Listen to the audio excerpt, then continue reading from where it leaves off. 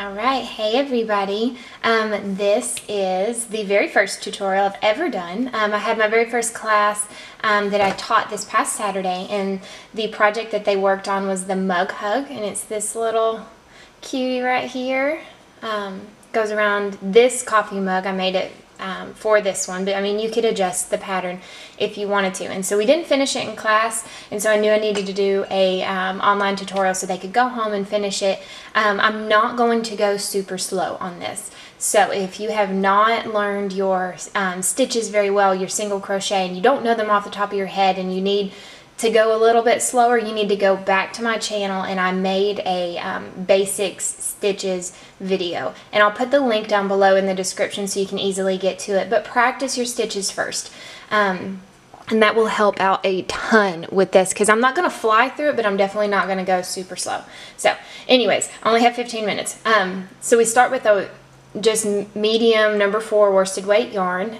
Nothing fancy, nothing super scratchy, nothing super nice. It was just basic. I love it. It's kind of got like speckles in it.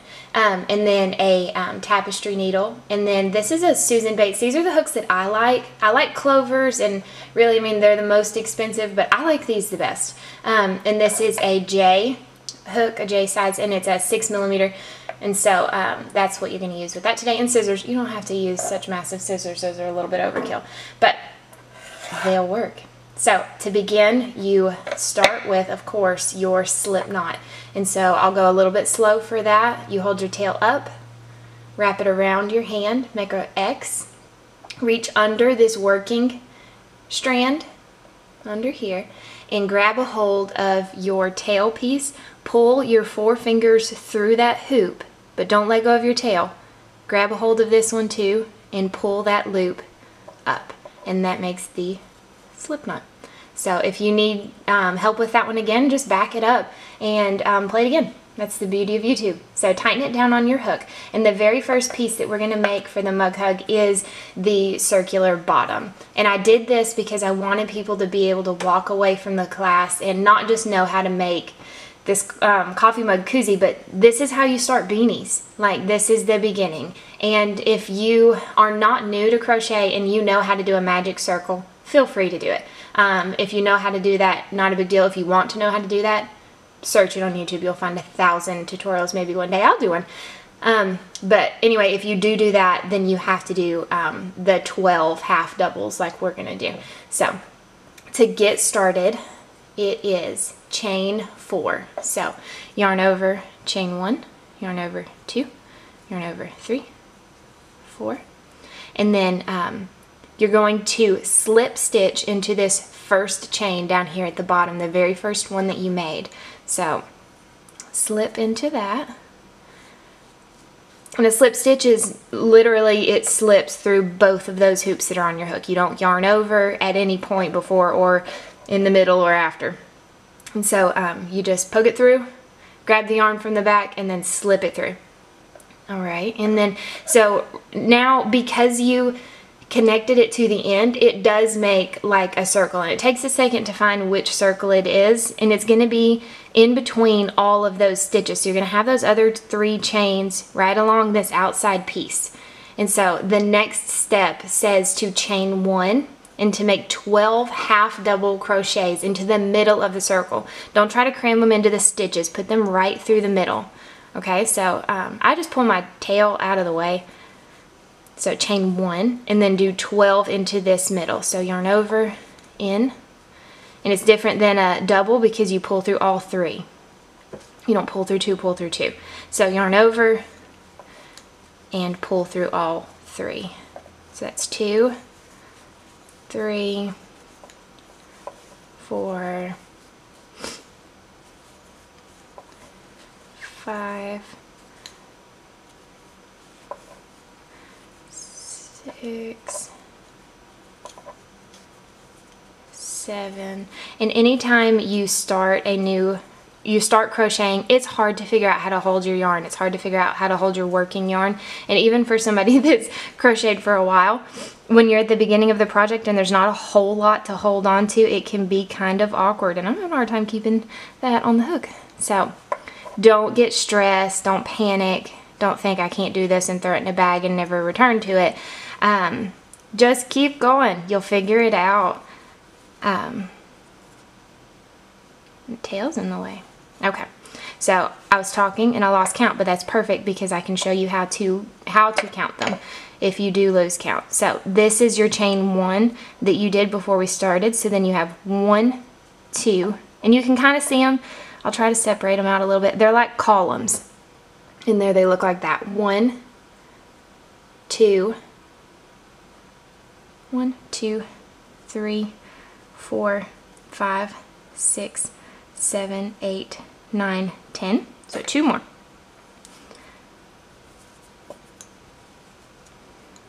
11, 12. Okay, and then the pattern says you're going to slip stitch into the top of the first half double. So it's right up here at the very top. You'll be able to see it. It's at the very top of that first half double that you did. Okay. All right. And so you tighten it all back up. And then round 2, you chain 1 and you do single crochets this time. And we're going to be increasing. So you're going to cram 2 right here into this first stitch. Don't go into the second one. Don't skip the first one. So you're going to go into this one and you're going to do 1 single crochet. And then you're going to cram another one right into that exact same stitch. And that's what makes the circle get bigger. So do that again in the next one. Cram 2 in there. Cram 2 single crochets.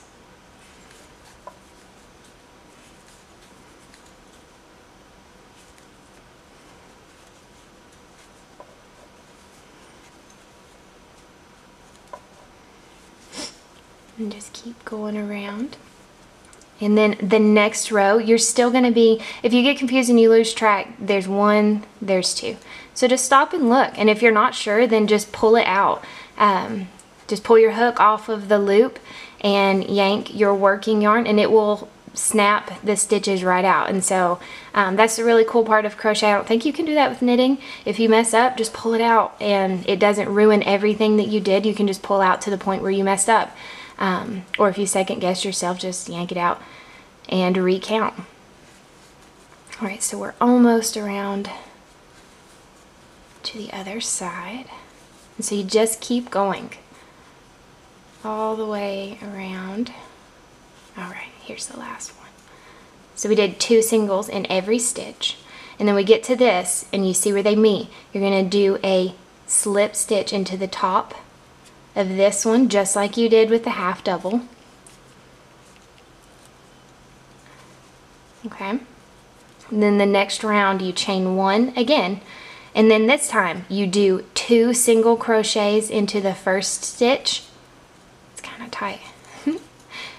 There you go. Cram 2 in there. So it's still increasing, but then what's different about this round is you're going to do 1 single into the next stitch. And then do 2 into this one and then 1 into the next one. So I won't make you watch me do that. Here is the end of that round, and so I did the 2 and then the 1 and then the 2 and the 1 all the way around. Here we are at the end of it. You're going to do the same thing. You're going to slip stitch into the top of that row, and that's it for this. You're going to join the 2 sides, pull your yarn, and then weave your ends in, and that is how you get this little guy. So it's the bottom. I'll move on really quickly because I see the battery light on my camera just flickering away at me. So we'll hurry up and get started with the next round. The next part is this, the part that actually goes around your mug, and so it's kind of got like ridges on it. And that is because you're going to do a back loop, which makes it look really cool and intricate and like fancy, but really it's super easy. So I'll go ahead and show you that. There's a slip stitch. Again, if you're not really comfortable with that and you need to see that slower, either go back to the beginning of this video or go to the tutorial, the basics. So chain 11, 1, 2, 3, 4, 5, 6, 7, 8, 9, 10, 11. And if that's too fast for you, then just pause it and ignore me for a few minutes, get caught up, and you're good. So we chained 11. Row 1, you're going to half double crochet in the second chain from your hook. So because a half double is kind of high, you have to skip one. So right here, your hook is on your right here on this loop. This first little stitch right here is the one you're going to skip, so you're going to go into this next one. So a half double, you yarn over first, you pull up, and you pull through all 3, because it's a half double, not a double. They're a little bit shorter than a double, which makes them also a little bit bulkier because it has the same amount of like stitches and loops.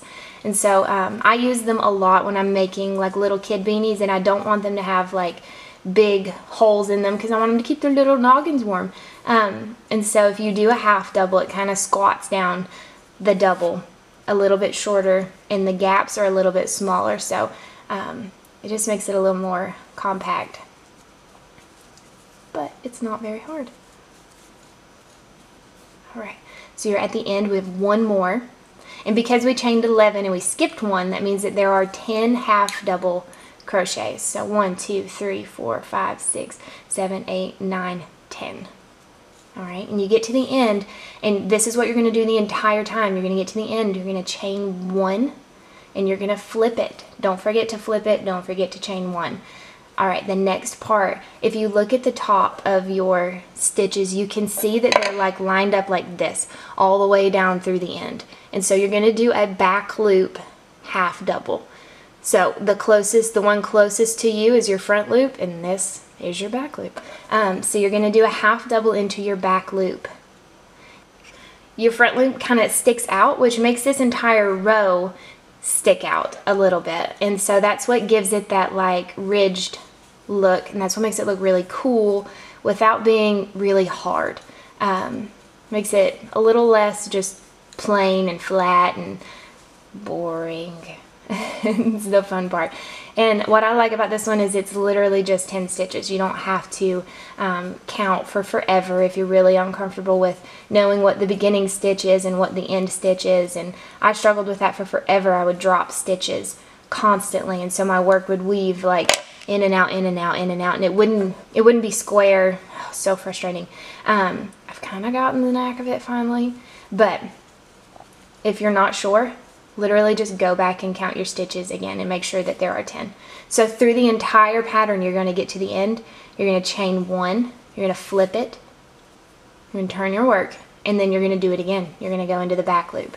I'm not going to make you watch that, but that's literally what you do all the way to the end. And so it's just going to grow up, up, up, up, up all the way. And so on the pattern it says rows 3 through 15 means that you repeat row 2. And so you just keep going. Just keep going. And then if you lose count, this is how you count them. You count, lay it flat like this and count the one that's behind, the one that's in front, the one that's behind, the one that's in front. All of those are rows. So 1, 2, 3, 4, 5, 6, 7, 8, 9, 10, 11, 12, 13, 14, 15. Okay, and so to assemble your mug so it looks like this little guy, what I do is I take the mug, and I got these just at the Dollar Tree. Little cuties for $1. Can't beat it. What I do, and I'll show you just really quick, is you wrap it around the mug, and I secure it like temporarily with little pieces of yarn, just tie a little bow, and then I flip it on its bottom. Nice little sticker I left, but that's okay. And then I put the top piece, let's see if I can get a better angle on that. Okay, I put the little top piece on it, and then you literally take your tapestry needle and sew it to it. So I put the sides on, I tied a little bow, and then I took my tapestry needle and I just weaved the bottom onto the sides. All the way around, not a big deal. And so you had this temporarily bow tied. And so I took that one off, and then I tied the one up here in a knot, and then I went back with just another little piece of yarn, and I chained 40, and I put it through there, and I tied a bow. You don't have to. Some people like to put little buttons on them. Some people like to just leave them plain. So, but that's it. You did a good job. Bravo.